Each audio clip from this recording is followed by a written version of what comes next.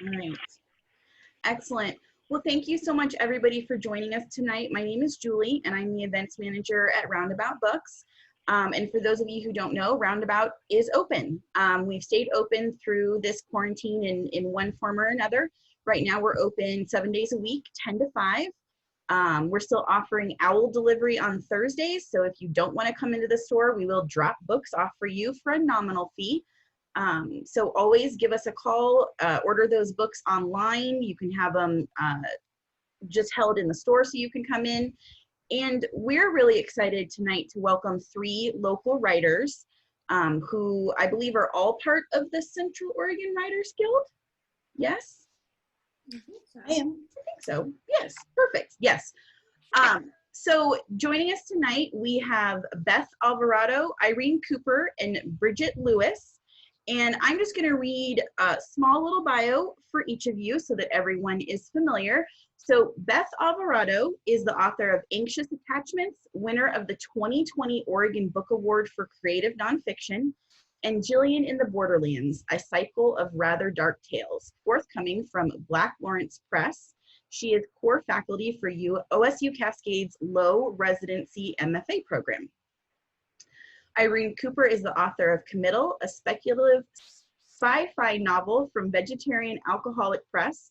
Poems and reviews appear in The Feminist Wire, Phoebe, I don't know how to say that, Cathexis Northwest?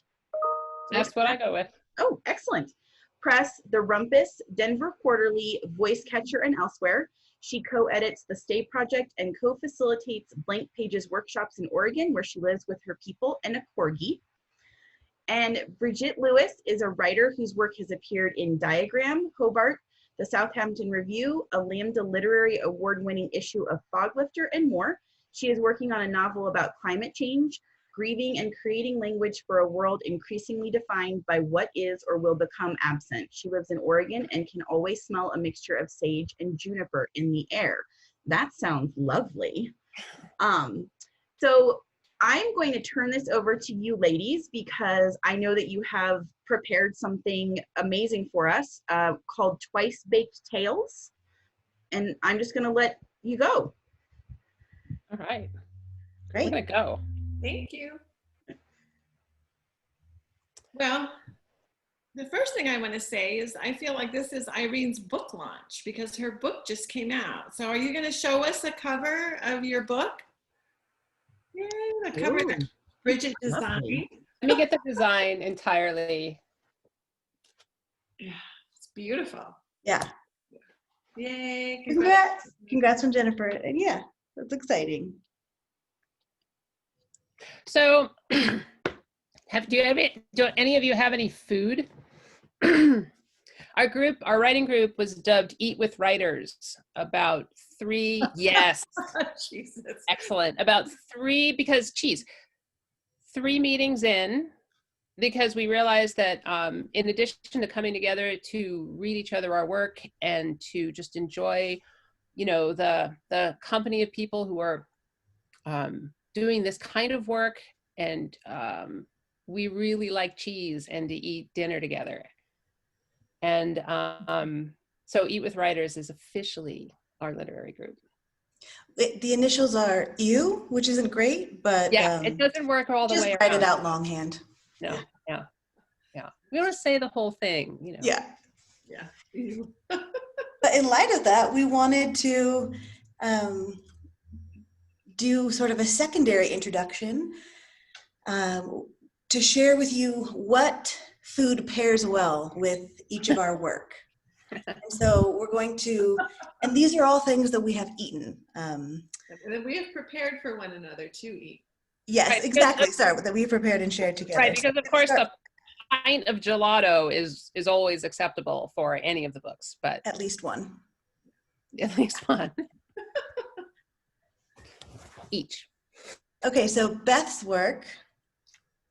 Oh, Irene, when we were chatting about this, you mentioned the tamales that Beth and family always make, and then she'll bring to share with us. Those are incredible. The winter tamales. They are incredible. Christmas. Sometimes you get an olive, sometimes you get a jalapeno. Yeah. A slice. It's a good surprise. I just have to throw out the bisque that Beth made this summer as well. Oh, Cheese, the Boursin cheese. Oh my God. Yeah, always cheese. What And am I forgetting? well, I think that I almost always. Well, Beth's signature salad. Yes. And Brigitte makes Yes. the best main dishes, like those vegetable fritters and Oh, yep. I did make corn fritters. chowder and borscht. You have to eat borscht with Brigitte's book. Yep. And then Irene does dessert. Chocolate cake, the best chocolate cake. The best chocolate. Well, anyway. Lemon tarts. Yeah, lemon tarts. Such peanut butter goodness. and chocolate pie. Nobody log off to go get food and not listen to us. Whose birthday?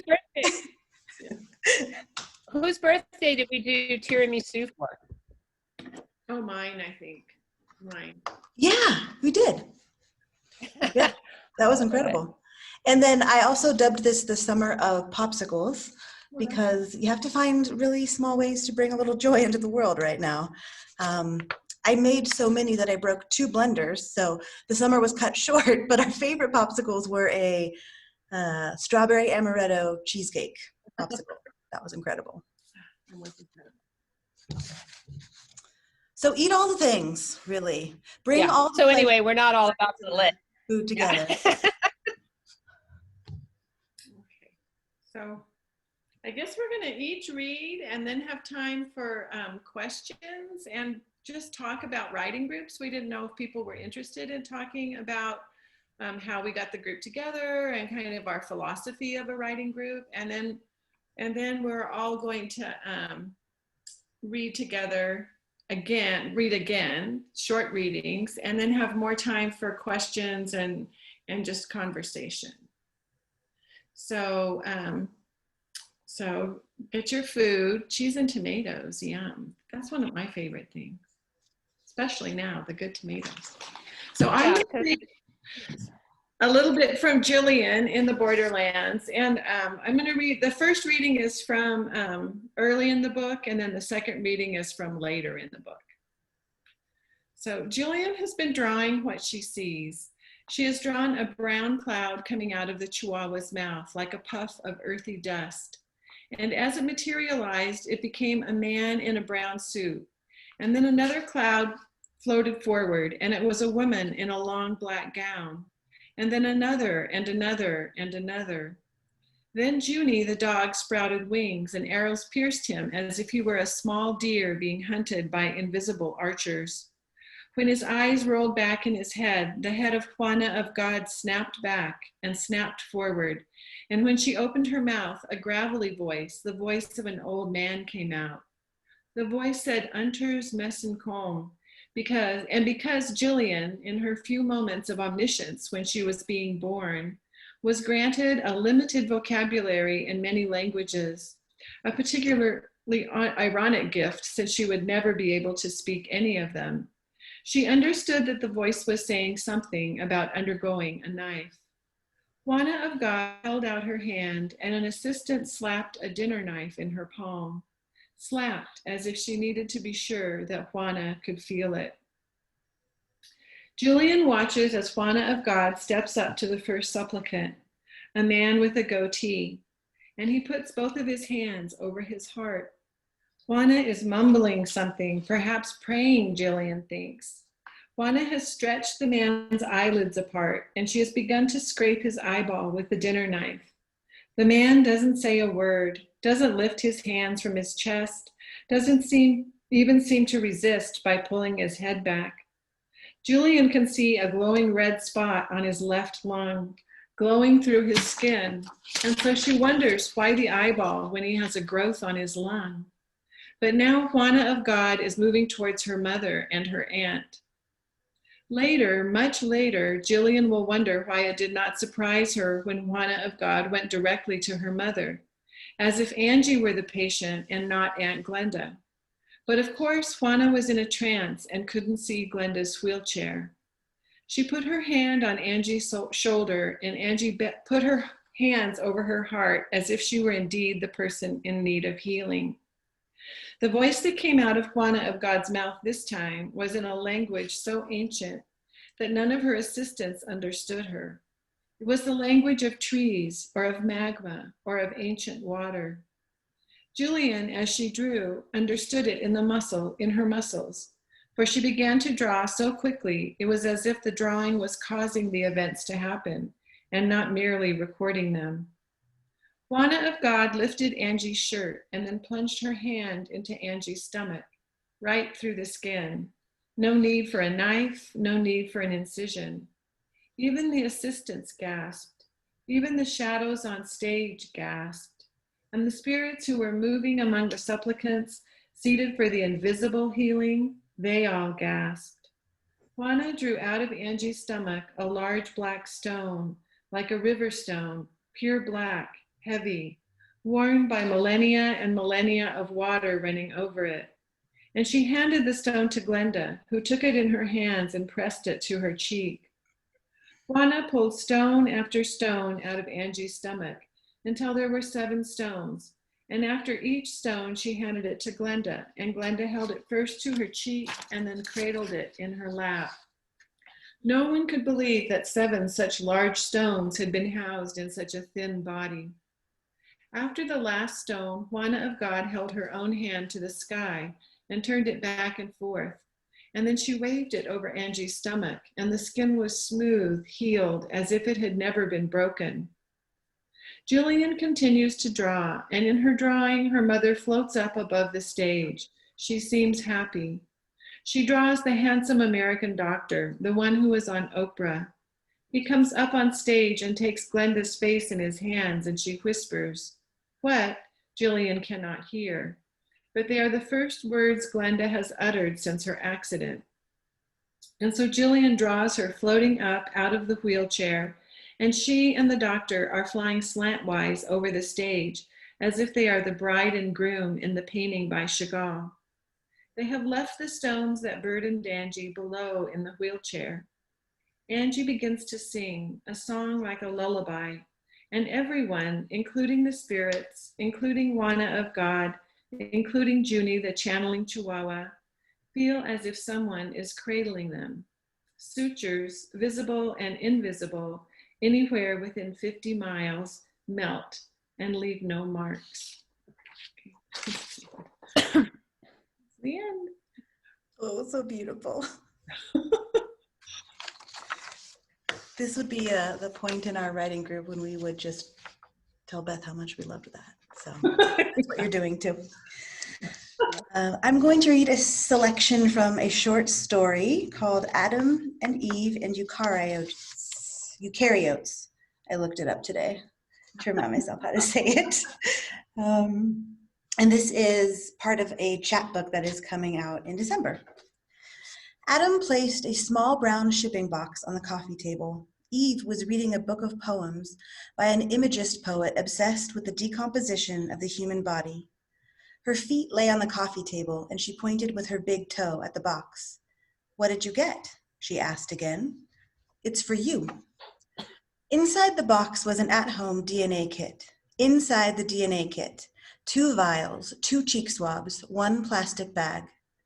The DNA kit stayed on the coffee table for a week, the kitchen counter for 2 weeks, the top of the dryer for 2 more. Eventually, Eve tucked it into the cupboard when she was folding towels for the master bathroom. He gets it. He totally gets it. The unknown is what's scary. Adam had been a nervous wreck while he waited for his test results to come. He had been unable to compose for weeks. Every time he sat at the piano, spine troubled, hands hanging over the keys like a hummingbird at a feeder, Eve had soothed him, laid his head on her stomach, trilled him cooingly, him cleaved to her rustling him back to life with the heat and friction of her proximity. They had always been like that, Adam and Eve, fierce supernova kind of love that fed on nitrogen, ate all the nitrogen, kissed and fucked and devoured all the nitrogen, until the slough of sky swamp blued and their heart-pumped veins charged oxygen. This kind of love was chance love. That was before Adam found out who he was. Even though Eve had promised that nothing would change, it seemed like something had. For one, she no longer slept in late. At the brush of first light, Eve slipped from Adam's side. "Where are you going?" "Hush," she'd say. "Go back to sleep." She would salute the sun, hands palmed together, stretching upward, swooping her body forward into a bend. Lunge, arc, and so on. Espresso, easel, read, and of course, she spent hours every day tending to her garden. "Don't go. I'll be just outside, my love." For another, she began to hate the phrase, "Behind every good man is an even better woman." Adam started to stay in bed longer and longer. Finding out that he was the father of multitudes set into him with a retrospective fatigue. Just how much was he responsible for, he wondered. "That's a lot of child support," Eve had said, laughing, when he slid the DNA results across the table. "Not funny," he'd replied. Truth is, Adam felt all alone. Even though Eve was there by his side, or just outside the window while he slept, or leaning against him under the shower spray while he bit the water beating off her shoulder, Adam now felt the burden of truth. Didn't you expect this? Some part of you had to expect this. Eve had pushed Adam's test results not so much back toward Adam as away from her. I mean, we all know the story. "We do," he'd said, and Eve had walked away. When Adam and Eve met, she had been seeing someone else. She was the friend of a friend of a friend, all of whom had come to see him perform. After the concert, there was this whole mix-up about where to meet for a drink, Adam ending up downtown while the three waited at a different bar near the river. Are you afraid? Now, Adam and Eve are lying in the darkness of the new moon. It is summer, and the windows all over the house are flung wide to let in the cool night air. Somewhere outside, a cat in heat screams long and low. You awake? Adam feels Eve's steady breathing, but can't make out her eyes in the dark. Afraid of what? Eve asks. The story. The cat screams into the night. Lust and pain, pain and love. What? He says. They sound the same, don't you think? Eve traces her hands over his stomach, his side, letting her fingers fall into the ravines between his intercostal muscles. When she can't sleep, she counts his ribs. 1, 2, 3, 4, 5. Adam smiles in the dark. He runs his hand along Eve's torso, ticking over her ribs like running through a C scale. 6, 7, 8, 9, 10, 11, 12. Don't you think we're in the story together? Adam asks as Eve suddenly sits up. Now Eve is on top of Adam. She leans over him, bringing her mouth to his mouth and says, I know who I am. Two single-celled organisms suddenly and terrifically become one organism, multi-celled and magnificent, and firing up to crackle with heat, rubbing together like flint to blister, magnetic, growing, swelled in anticipation. Wow. So it begins.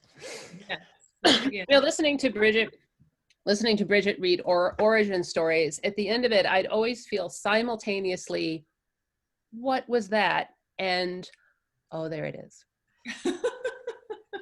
Like, at the same time. It's only when you have to talk that that happens. All right, well, it's good you were where you were, because now we're going to go to what happens after that sort of activity. Look at this, it's a book.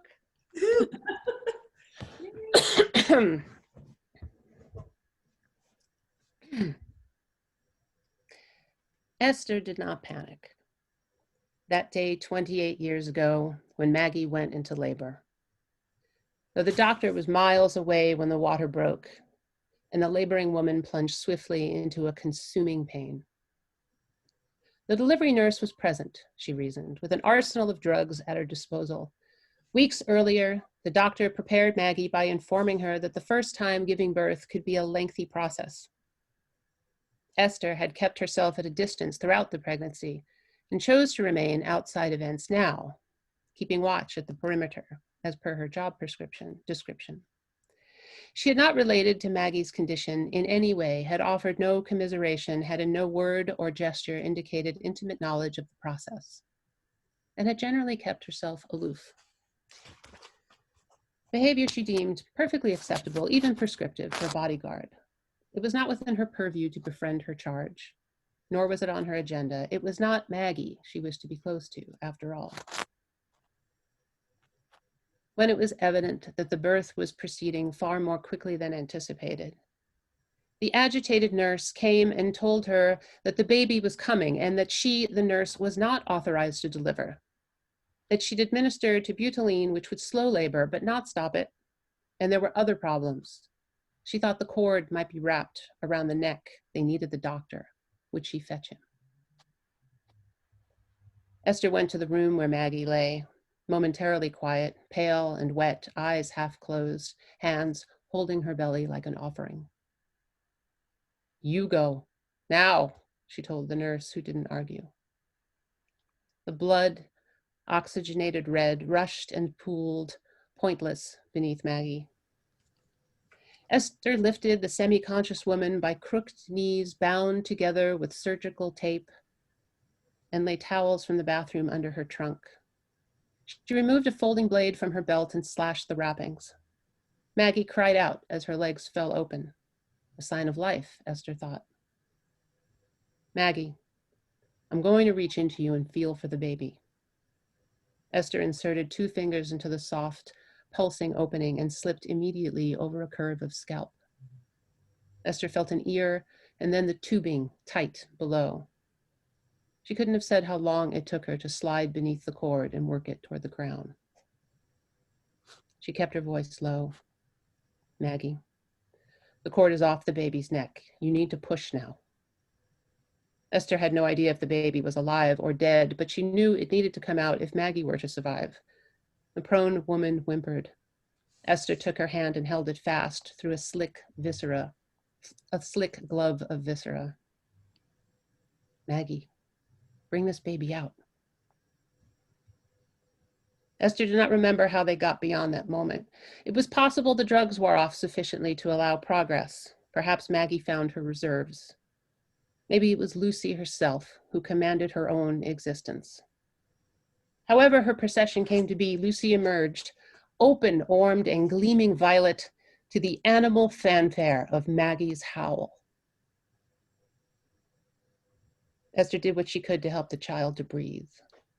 When at last the infant's color began to lighten, Esther wrapped her in a clean towel and brought her to Maggie, thinking that while the child's chances for survival were slim, mother and baby should at least meet while she lived. Maggie had her eyes shut tight against a contraction. Esther assumed the placenta was working its way out.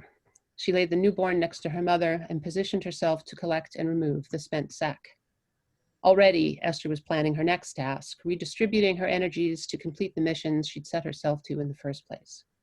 While she wouldn't deny some compassion for Maggie, Esther was not undone by the tragedy of their recent drama. Women gave birth. Sometimes it went badly. Sometimes your support proved incompetent. Then she saw the head crown. And Maggie was howling anew and sitting up as if to propel herself across the room, and not howling at all, but laughing, an open, throaty sound that was held suddenly suspended in one last ripping push and released, transformed to the lusty yowl of a baby boy. 20 minutes later, both infants lay with their mother. The boy slept. The girl breathed. In those 20 minutes, Esther cleaned and swaddled the boy and told Maggie how she had come to be her bodyguard, why she accepted the position from Theodore Lamb, how she intended to get close enough to Maggie's husband, Abner Ruggles, to kill him. She told him why. This time it was Maggie who reached for Esther's hand. "Esther, take the boy. Take my son." And so she had. The nurse never found the doctor, who arrived ignorant of events to a silent house. Theodore Lamb sat at Maggie's bedside, watching the new mother curl around her baby like a seashell. The doctor had saved a man's life that night, but not his arm. The nurse never returned.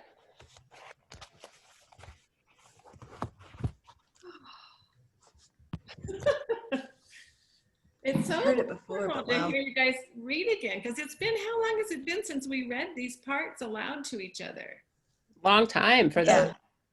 Yeah. I want to interrupt this moment to say, when you get owl delivery from Roundabout Books, Oh, you get a little brown package with a little beautiful thing on it. Anyway, yes, you get a present. owl delivery is the best thing in the world. It sounds like it. So, writers group. We have one. What do you suppose, I'm just looking at you, Brigitte. What were Oh, you- okay. What were you hoping for? You know, when we first came together, because we weren't three. We originally were not three. No, there were more of us, but We then, didn't know.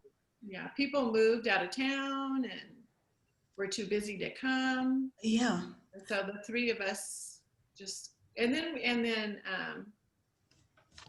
Allie was with us for a while, but then she moved too. Exactly. Yeah. She left. So, and then we were three, and we realized we had, I don't know if stumbled is the right word, but ended up with a really beautiful situation.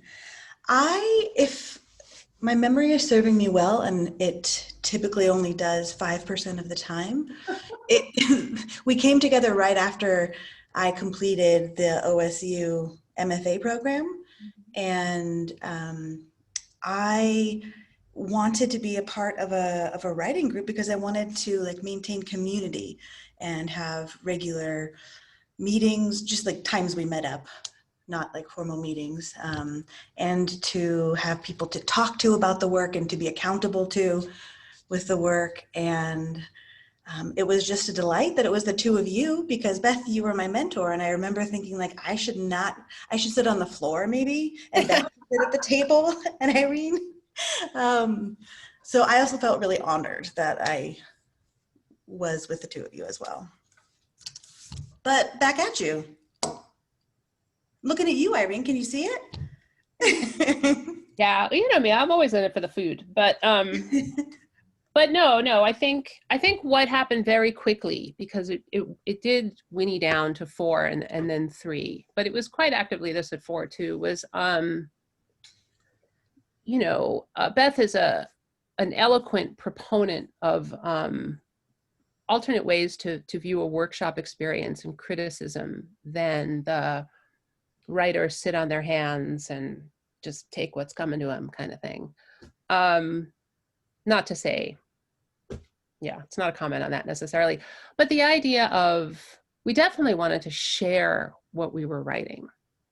And this was also a point, especially with you out of the program, that was that open horizon of beyond a program, beyond the enforced accountability. How are we going to do it? Just us with jobs and with people that also needed tending, and that whole thing of like, it's life again now. It's not an MFA anymore, or any other thing where you take yourself out and put yourself back in and hope the practice sticks. Mm-hmm. Because hoping isn't enough. You do need the support of really good listeners, which is what this is, a group of acutely intense listeners.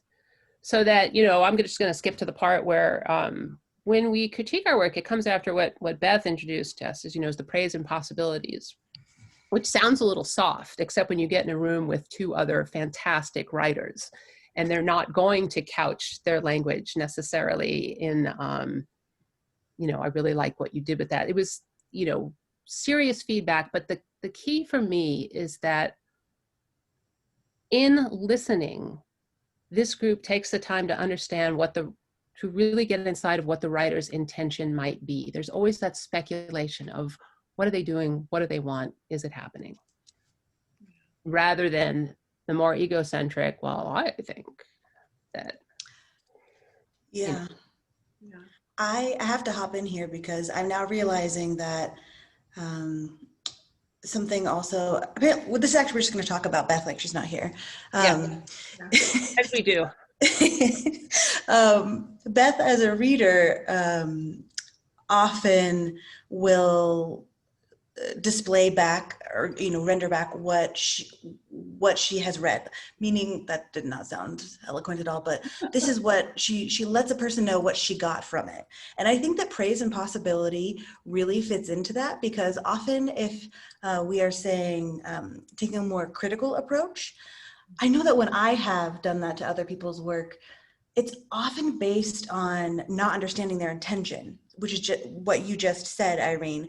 And whereas in the, praising and possibility really requires deep listening and curiosity, which has, an inherent openness, but also it lets the writer know how, if I am, giving you praise and possibility, Beth, for example, then it lets you know how I've read and interpreted the work too, I think, in a way that is more useful than, don't make it a Chihuahua, it should be a German Shepherd or whatever, right? So A Chihuahua? should be terrible feedback.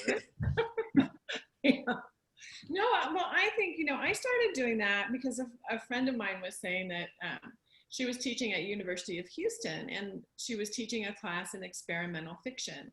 And she said what she realized from that class was that, when people were writing experimental fiction, the only thing that you could tell them was what they were doing well, because it was an experiment.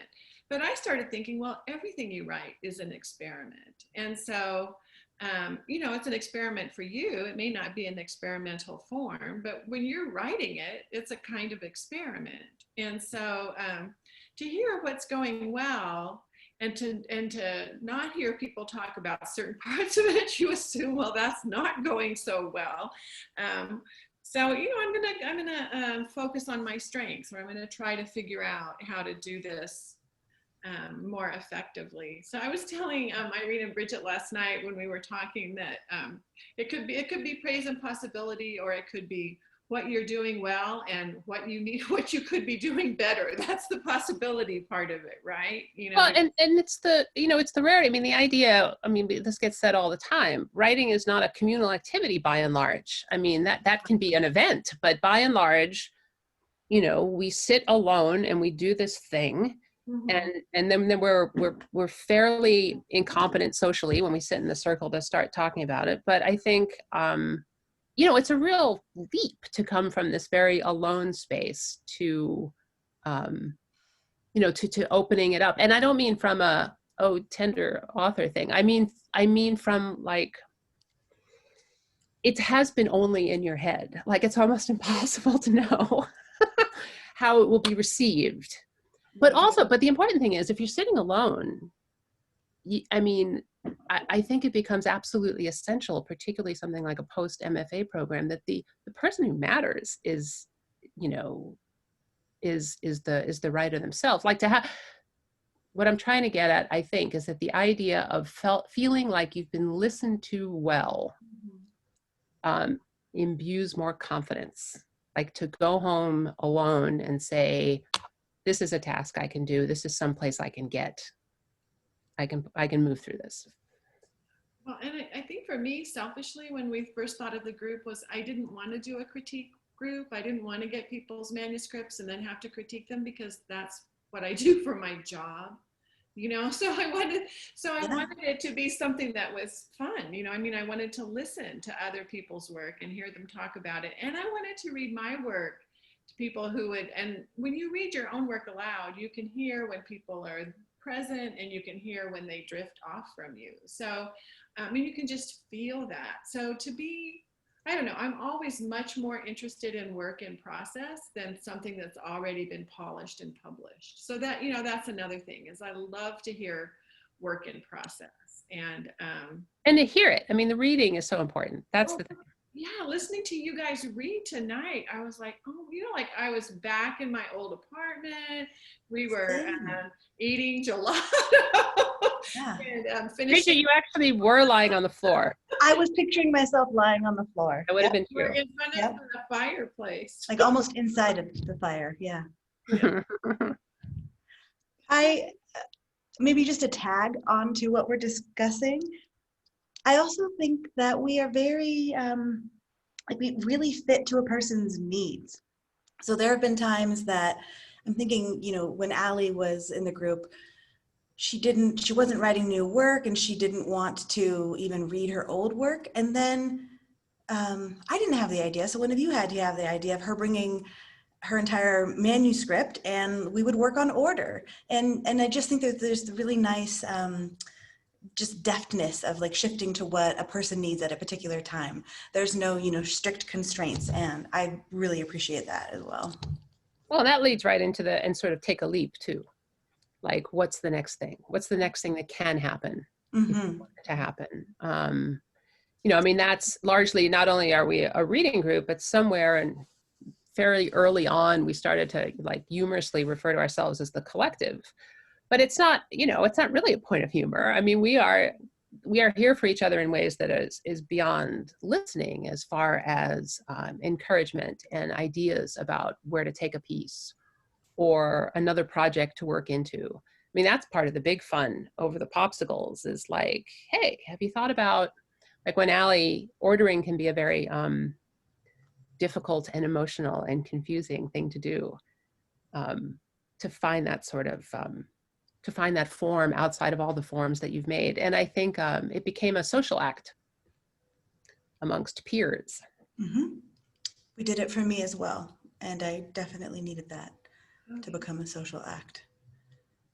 You know, once you've been inside something for so long and didn't write it in with a particular order in mind, yeah, additional sets of eyes and ears are really crucial. Well, and that's true. I mean, I don't know how far back it was when you started or you wrote the first origin story, but it was during your MFA program. Yeah, and it was the one I read from. But you're still sort of writing into that theme as well. So, I mean, you know, if you think when the time comes, your chapbook is coming out, but even your chapbook, when the time comes to, you know, put things in order, it's not necessarily the biblical chronological order you'll be following, you know. Right. Yeah. And I think it was the two of you who said, well, you're going to write more of those stories, right? I thought it was a one-off. We said that a lot. Yeah.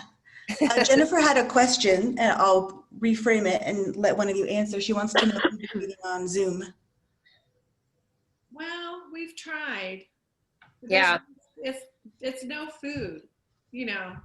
So, I mean, so we began meeting again on outside and bringing food on Brigitte's balcony. And that was so nice. And then the smoke came. So Brigitte's balcony, though, is huge. It must be said. If you're picturing this tiny little French thing, it's huge. Yeah. So we could do our social distancing. So we've tried to meet on Zoom. And I think, and Jennifer wants to know the title of your chapbook, Brigitte. Origin stories. And we should also say, if other people have questions, like I know it was very serendipity that we found each other, but like how do you find if people, we don't have to talk about it, but if people are curious, like how could you, especially if you live in Bend, find a writing group?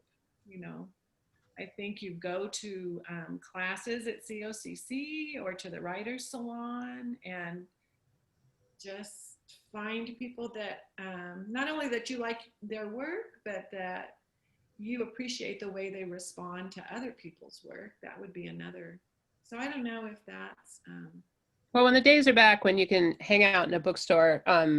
Yeah, that's true.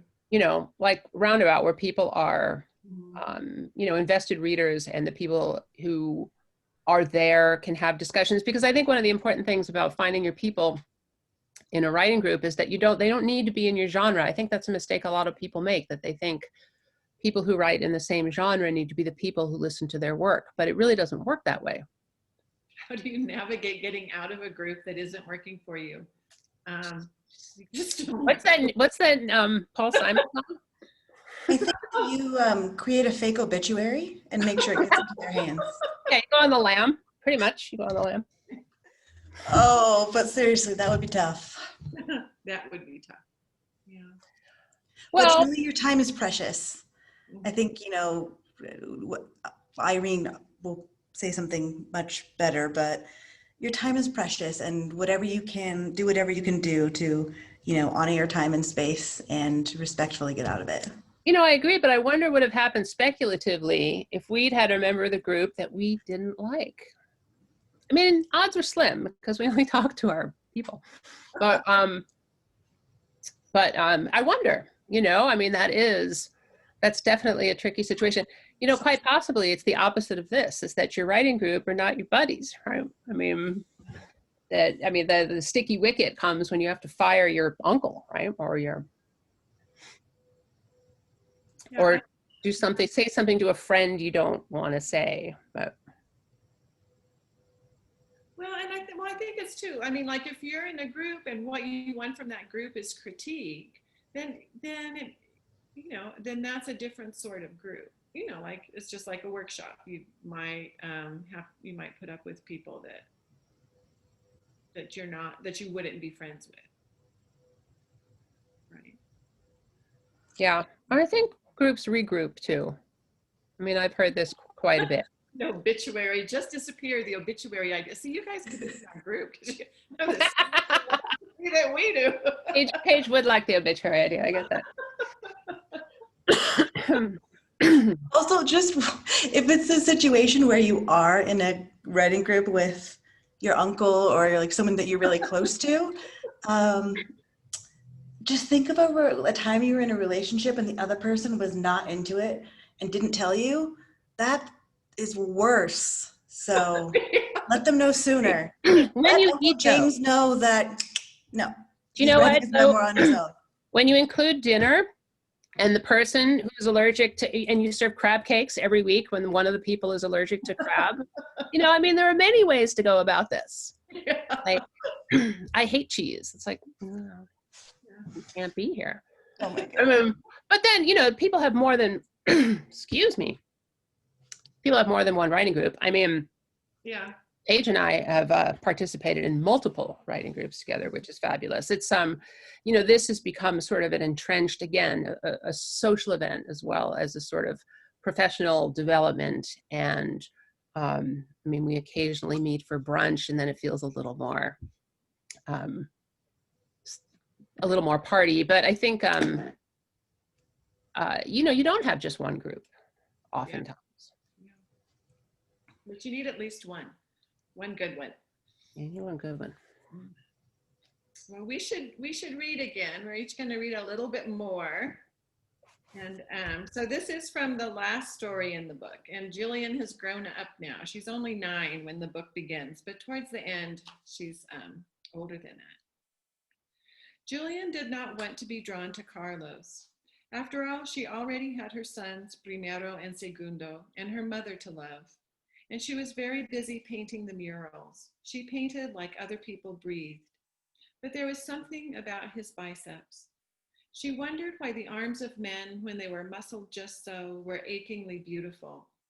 And his chest and the line of his jaw and his skin, just a few shades darker than her own, and the line of his neck as it became his shoulder, and the line of his neck just below his ear, where she longed to place her face at night and breathe, and the muscles of his stomach, the line of hair just below his belly button.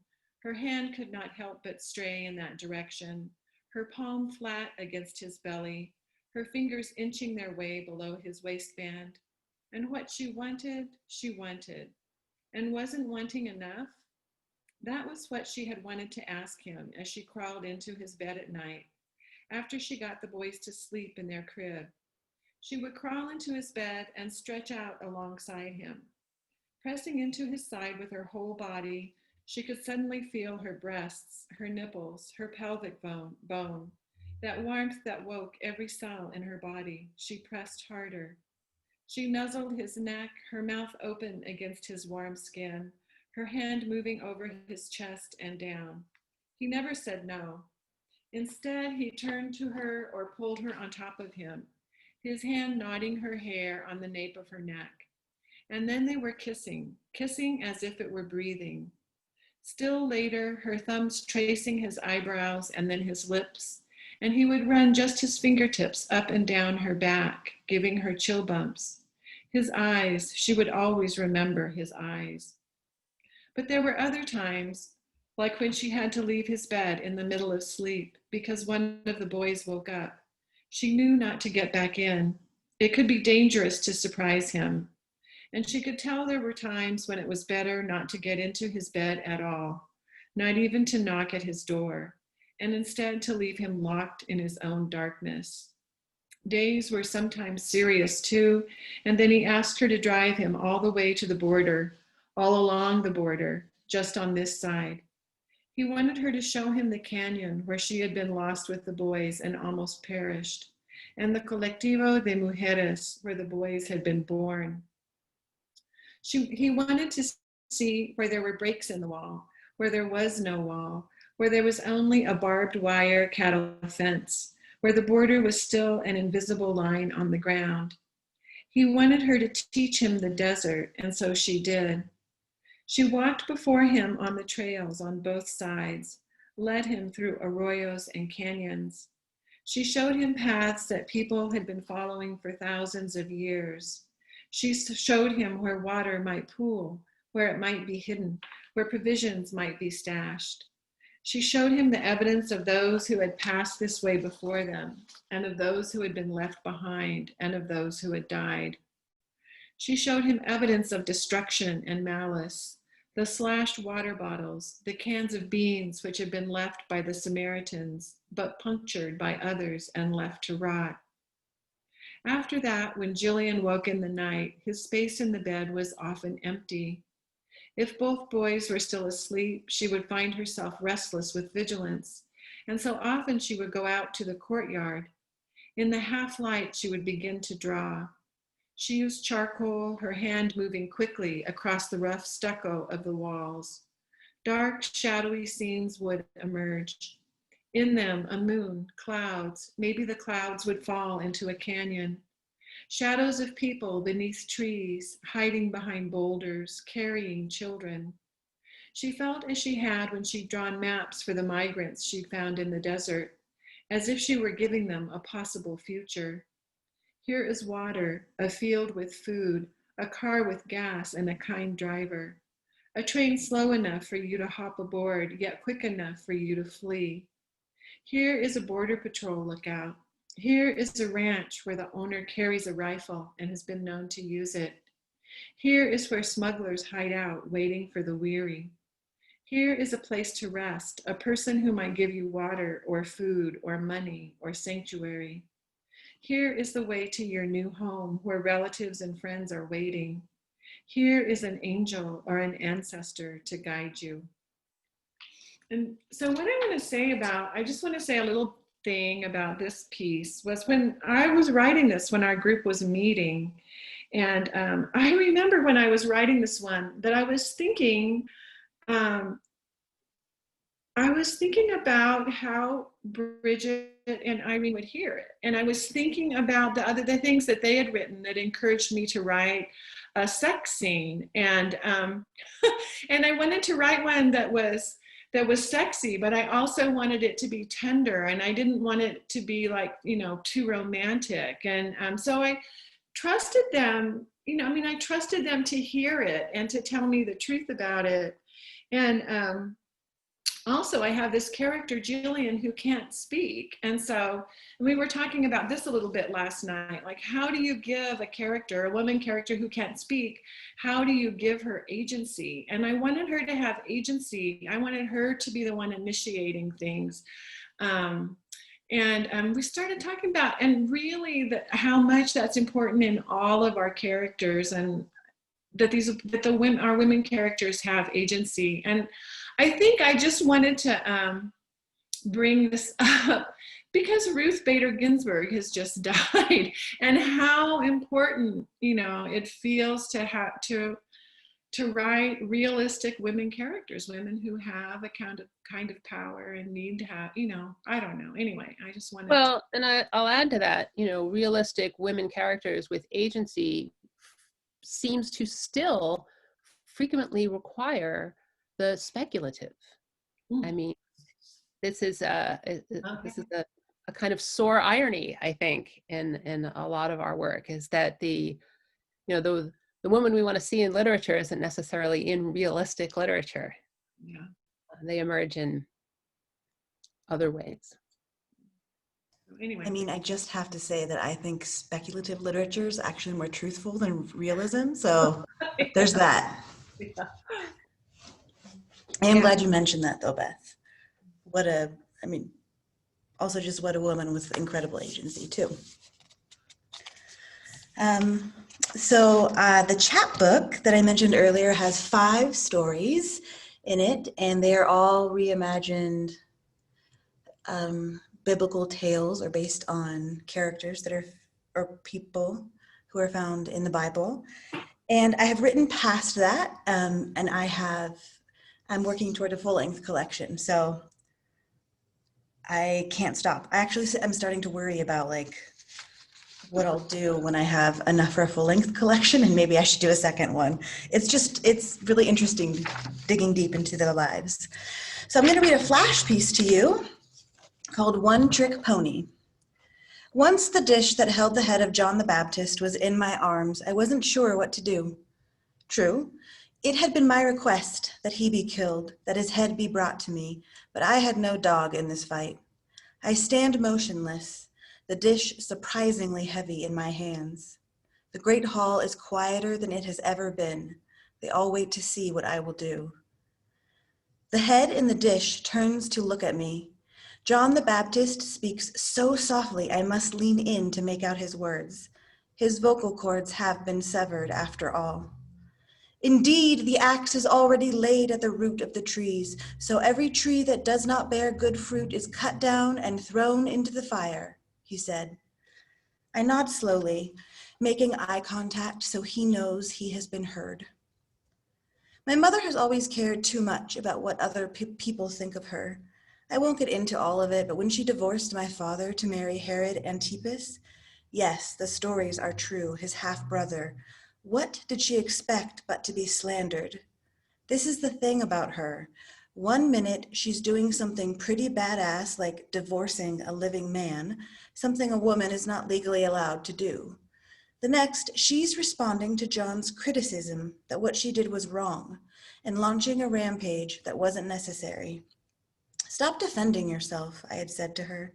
You only look guilty when you do. What did you go out into the wilderness to see? A reed shaken by the wind? But what did you go out to see? A man dressed in soft clothing? Those who are splendidly clothed and live in luxury are found in royal palaces. John has gained momentum and his voice has come in more strongly. My uncle, stepdad, Herod Antipas, leans forward in his chair, straining to hear. He had always liked John the Baptist. He loved to hear him talk and thought him a very gifted orator. He was grieved when I asked for John's head. I look down at my own splendid clothing and feel implicated. When I put on my new dancing costume just hours ago, I had spun around to see the layers of blue fabric lift and lilt. Oh, you'll be picturing red, won't you? Red is the customary color for a temptress, which is what I will have become by the time you are introduced to me. Since antiquity, men in power and lacking power have been calling women whores for just about any reason, any threat, real or perceived. Whore, harlot, slut, prostitute, hooker, hoochie, hussy, slag, skank, tramp, tart, courtesan, strumpet, working girl, wench, floozy, fille de joux. I will only tell you this once. My sins exist, but they are not scarlet.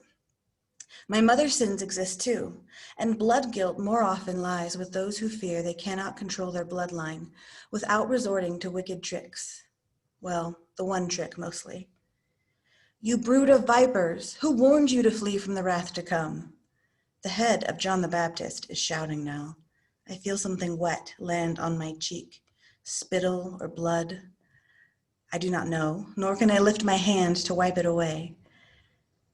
I understand that he wants me to take him to her, she who is responsible for his death, she who asked me to make the request of her husband. You you brood of vipers, John is screaming. You brood of vipers. I cross the great hall to where she sits. I place the dish in her arms. John the Baptist swivels his head to look at my mother. She meets his gaze. I cannot tell one way or the other whether she is sorry she had him killed.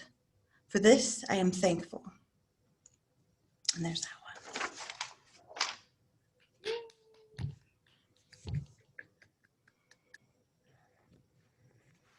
I like a talking head.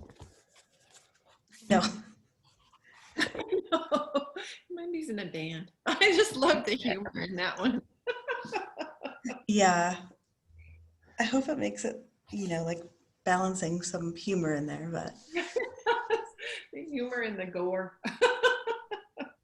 And Jennifer, I saw your comment. That is what I'm trying to do. To see these stories exist in a place of, timelessness, and note that their relevance still lingers. So.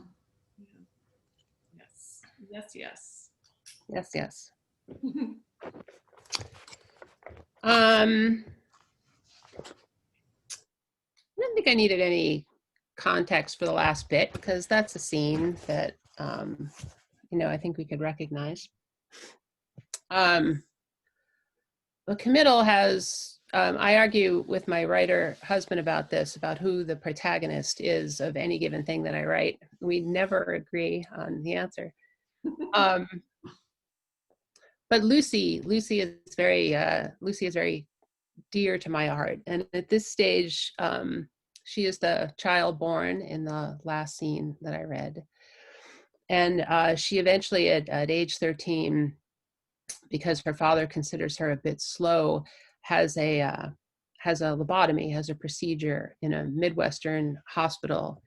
And instead of it taking her to the place of less function, she becomes a genius. And she grows up to usurp her father in the business, and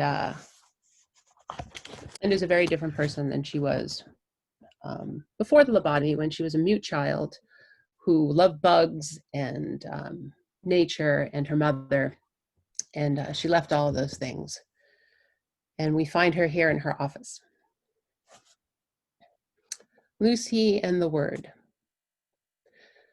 Lucy touched a spot on the beveled edge of the table, and a holographic screen came to life mid-room. The image revealed a view of the latest version of her global positioning software, Searchlight, soon to be adopted by corporations and governments worldwide. This was the future, visible and suspended for a few final days in her office. She recited under her breath.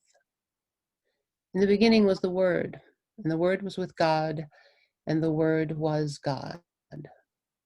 No, she thought.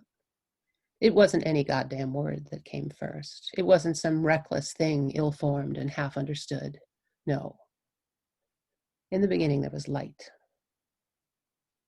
Then came the nothing, and then the fire, searing, cauterizing fire, and after came the Word, the words, endless tangles of words stuck in your teeth, clogging your ears, lodged in your throat, binding your wrists, lost in your brain, words to lure you to dark places, words to still you.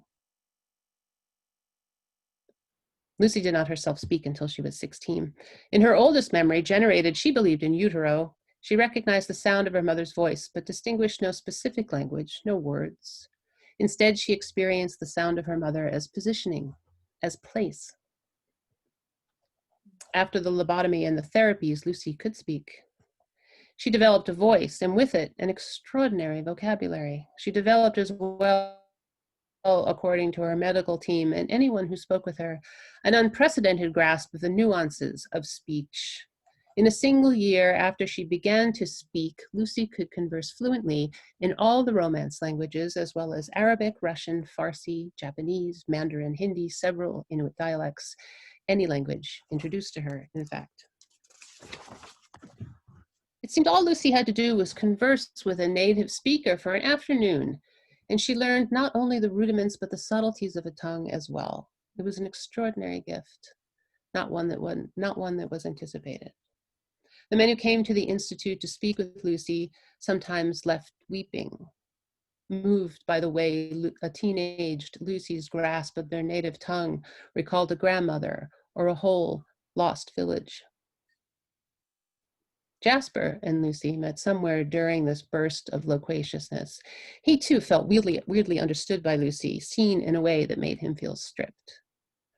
Unlike the medical team and various so-called experts, Jasper never confused Lucy's acumen with wisdom. He had no ancestors to resurrect, no generational thread, no stories, no village. Jasper was not amazed so much by what Lucy said as by how she held her body when she said it. He saw her genius, yes, but he immediately recognized Lucy's skills as a bit of brilliant wiring, precariously housed in an undernourished and feral frame. He did not ascribe companion feelings such as compassion and empathy to Lucy's gift, as the team was fond of calling it. There was something dangerous in the way she accepted their praise.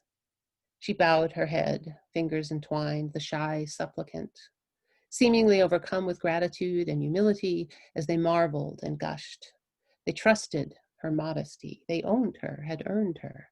She was their just deserts for their applied acuity, their tireless efforts. Jasper sometimes felt as though he was the only one who was really looking at her. To him, she presented as something barely contained. She vibrated. Her downward gaze burned a hole under their feet. After and always, her silence roared in his brain. Jasper stood in the doorway watching Lucy watch her creation. The word, Jasper, the word. I believe I have chosen well at last. The bloody word may or may not have started it all, but it sure as hell is going to end it.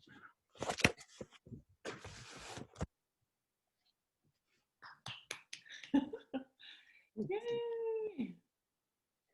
Well, that's what we have. We wanted to leave time for comments or questions. We want to see your faces. Now, it's always a tricky thing. Who's here? Hi, honey.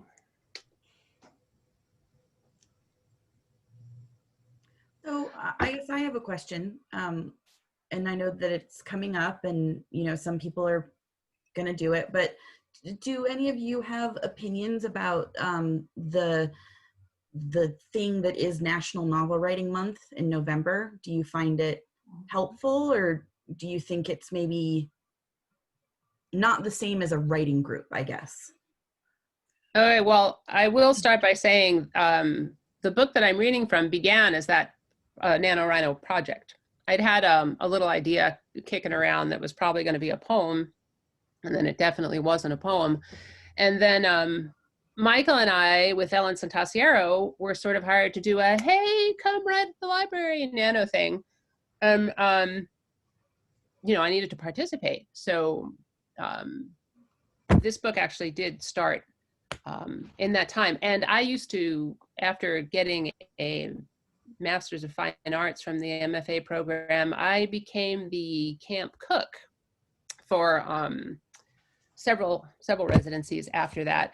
And that November was the first November after I got my degree, and I was doing a residency, which means that Nano is one of the shortest days of the year. It has a major holiday, and I had 10 days of sort of 18-hour work days. And it was great because I was at residency and I could go back and I can be like, I'm surrounded by writers. This is, and I wrote into it. And I didn't write that way. I didn't write novels. I didn't write long form. I certainly didn't write 6,000. What the hell? How many? 1,600? They recommend 50,000, so that's about 1,660 a day.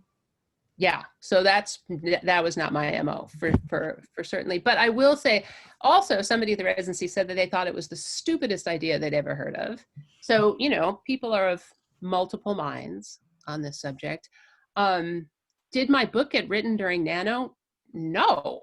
But did something happen? that month. Yes. And even if I didn't speak to people who were also doing it regularly, like in a regular writing group, I did feel like a lot of people were engaged in this same thing. And that was very powerful. Cool. Thank you. I've never done it. Ellen, you've done it, or? Hi, yeah, I Oh, did it twice. And well, I did it 3 times, but one time I devoted that one to revising what I had done the year before. But I have two manuscripts from the 2 times that I did it, waiting for me to pay some attention to them. That's incredible. Cool. I've never done it, but I would think anything that gets you to write every day is a good thing. And Jennifer's talking about, she just said, hearing you talk, it reminds me of world meditation. And I think there's absolutely something to that. It's vibrational. I mean, there's something about it that is a sort of very one thing about it, it's like people like diet with other people and do programs like that with other people, but there's always an act of deprivation, or like writing is hard, but it's still writing, right? I mean, like, it's not, you'll never, eat this thing again, or you're going to feel hungry. I mean, it was very uplifting. And then the goal started it's a diminishing goal, right? You start with the pressure of having to produce that much work.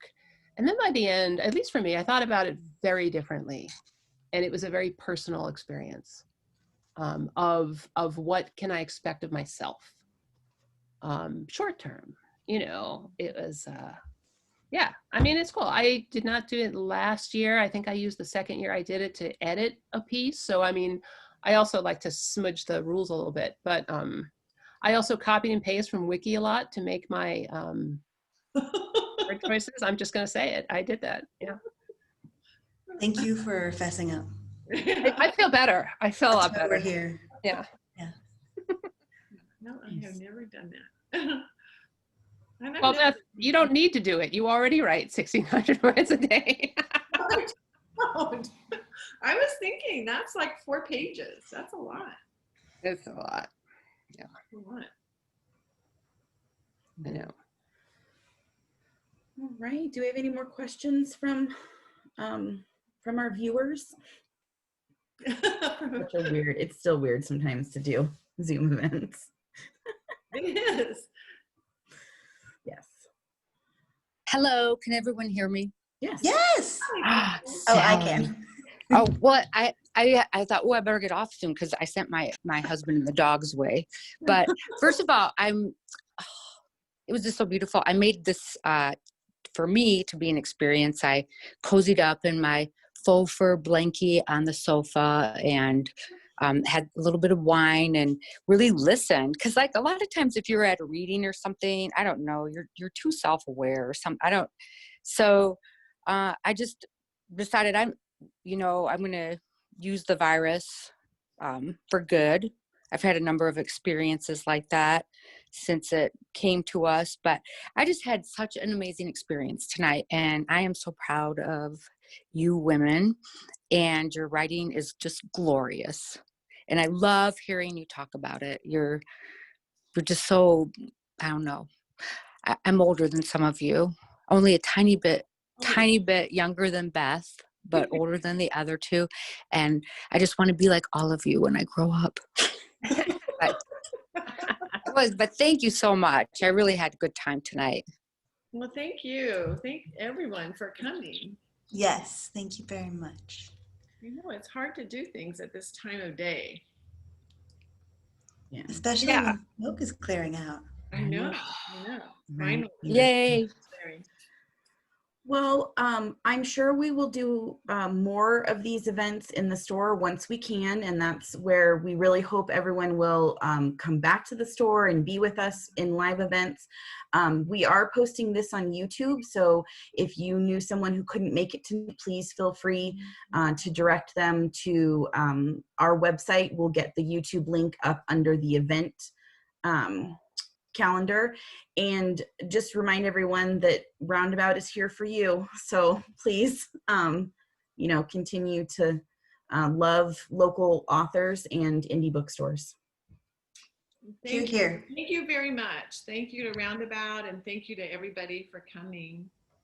It's like I want to hang out. I want to go. Yeah, I want to go next door and like continue the conversation. Okay. Exactly. Where we don't have to say no, you, no, you. I'm sorry.